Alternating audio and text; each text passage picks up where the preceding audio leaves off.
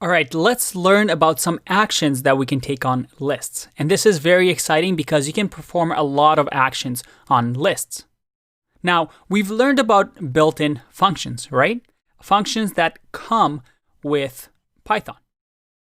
And we've actually seen this one before when we talked about strings, which is the length function. And here we can have it calculate the length of a list. So for example, if we had a basket here that had 1, 2, 3, 4, 5. Well, this basket, if I calculate the length of the basket, let's do print here so we can see the result. And I click run, I get 5. The length of the basket is 5 because, well, there's 5 items.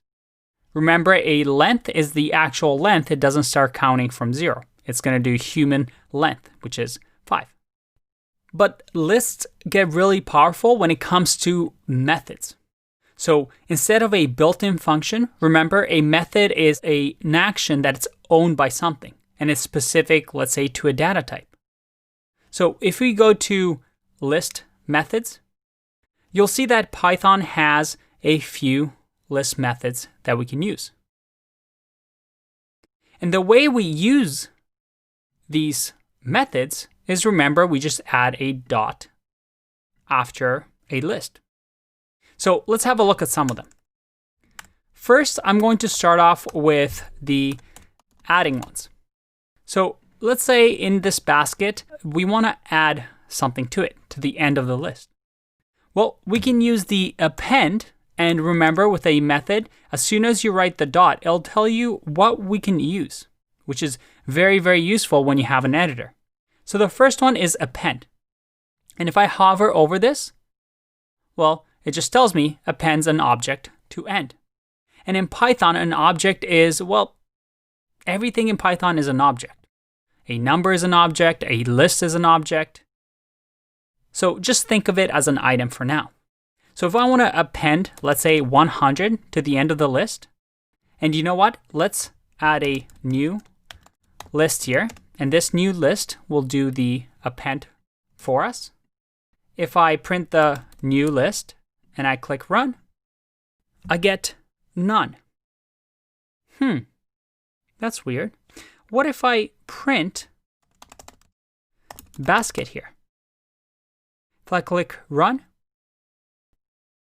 all right. So it looks like the basket was appended to. We added 100. But a new list, when we assigned it the basket.append, that new list is completely none. And that is because append changes the list in place. What does in place mean? It means that it doesn't produce a value. All it does is saying, hey, I'm just going to append 100 to this basket that you gave me. But I don't really care. I'm not producing a result. I'm just changing this for you. I know it's a little confusing. So in order for our new list to have that 100 at the end, we have to do something like this. If I click run, there we go. After we've appended to the basket, then we can assign, so that new list points to basket, which points to this list that was modified. All right, what else is there? Well, there's also something called insert. And you see over here that insert gives an index and an object. So we can insert something, not at the end of the list. I mean, we could, but we can also insert it anywhere we want in an index. So for example, in this case, if I do insert 100, at 0, 1, 2, 3, 4. So let's do index of 4. And I click run. I've added 100 to the index of 4. If I do index of 5 and I click run, I've added 100 at the end of the list. Now let's try and copy this and see if we can just add it into here. If I click run, again, same thing. Insert modifies the list in place. It doesn't create a new copy of the list. All right, and if we add this like this, well, once again, insert modifies the list in place. That is, it doesn't really output a new list, it just modifies whatever is existing in memory. Finally, there is another method called extend. And extend, instead of an actual item or object, takes what we call an iterable, which we're going to get into later on. But it's something that you can loop over, you can iterate over, which is a list. So we just give it another list, like let's say 100 or 101. So if I run this, once again, it doesn't output a new list, it just modifies the list in place and adds on or extends our list. And we can also just give it one item. All right, let's keep going with the removing methods. Now, with the removing, we once again have a few fun things that we can do. So let's continue with this basket that we've been using that now has 100 included into it. And the way we can remove things is, well, there's a few ways. First one is basket.pop. And basket.pop, if I go like this, and let's print this basket, I'm going to comment out the new list for now, since we're not using it. And then we're going to say basket.pop, and then print basket. Let's run this. And pop pops off whatever is at the end of the list. In our case, at the end of the list, because we've extended the basket to 100, that 100 gets removed. If I do basket.pop again, not here, down here, and I run, you see that both 100 and 5 get removed. What if I do pop 0? If I click run here, it removes the item in the index. So here, pop 0 is going to remove whatever is at index of 0, which is 1.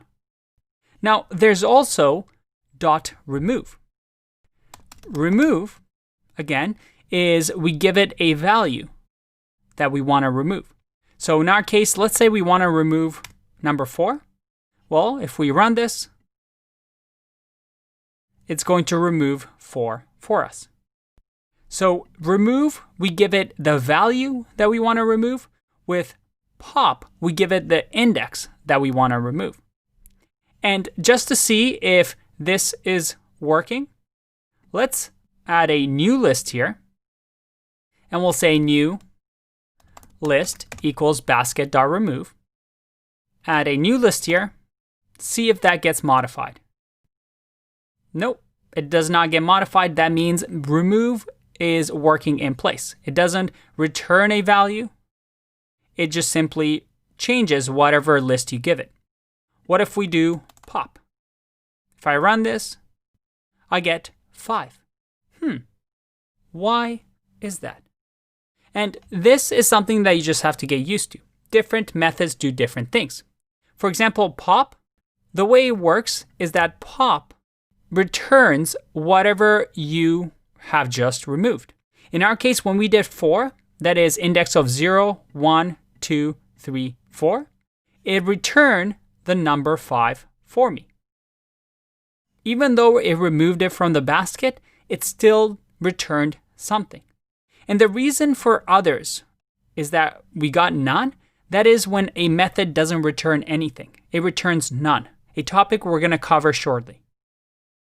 So you have to be careful and understand what each method returns. If I go over extend, I see here that this little arrow shows me that none is returned. That means it's not going to produce anything with this method. It's only going to change or extend a list that it was given.